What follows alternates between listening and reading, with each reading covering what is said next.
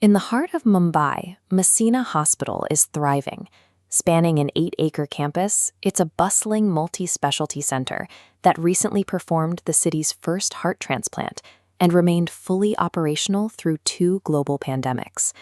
But a short distance away in Fort, another historic medical institution, the Parsi Lying-in Hospital, sits rotting. Defunct for 3 decades, its lease has expired, its walls are decaying, and its empty halls are now occasionally rented out for horror movie shoots. The decay is a bitter irony.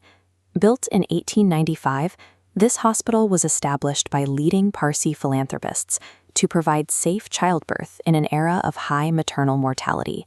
An entire generation of Parsis was born within these walls, including Feroz Gandhi. This abandonment stems from shifting demographics.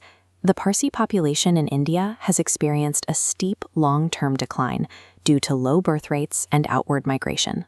A hospital explicitly restricted to a Parsi-only patient base eventually runs out of patients.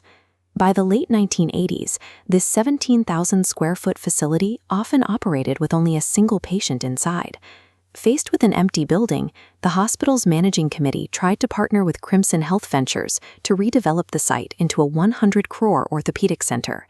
That deal collapsed. The committee and the Bombay Parsi Panchayat fought for years over who had the legal right to lease the property, dragging the site into litigation until the private developers walked away. When the local demographic evaporates, rigid exclusivity doesn't preserve a legacy, it guarantees the physical destruction of the building. This pattern of litigation nearly destroyed the B.D.Petit Parsi General Hospital at Breach Candy. Facing severe financial deficits and a shrinking donor base, the hospital received a lifeline in 2015. Hong Kong-based Parsi philanthropists Jal and Pravin Shroff offered a donation of 160 crore rupees, roughly $22.5 million, to rescue the institution. The deal was highly structured. The Shroff's capital would fund a new multi-specialty wing on a small, unused portion of the hospital's campus. The corporate Medanta Group would equip and manage this new wing. In return, Medanta pays a fixed annuity and profit share back to the existing hospital, cross-subsidizing care. But activists weaponized the Bombay Public Trust Act, triggering hostile legal challenges that halted progress. After 4 years of bureaucratic delays and disruptive infighting, Jal Shroff wrote a confidential email to the committee. Citing his age and the sheer hostility of the opposition, the Shroff family formally withdrew the entire 160 crore rupee pledge. By focusing on protecting the trust's real estate from a corporate operator, the activists successfully eliminated the exact capital required to keep the hospital functional. 250 kilometers north, the Surat Parsi General and Maternity Hospital faced a similar collapse. Sitting on 53,000 square feet of prime real estate, the active clinic had dwindled to just 20 beds and a single doctor. A rescue plan emerged here in 2018.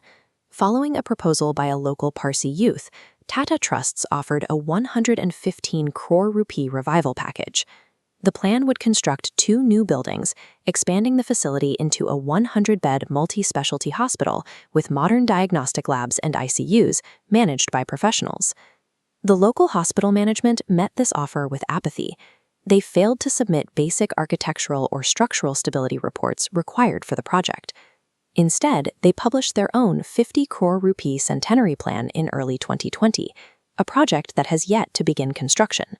The consequences of this administrative failure arrived months later, when the COVID-19 pandemic struck India in March 2020.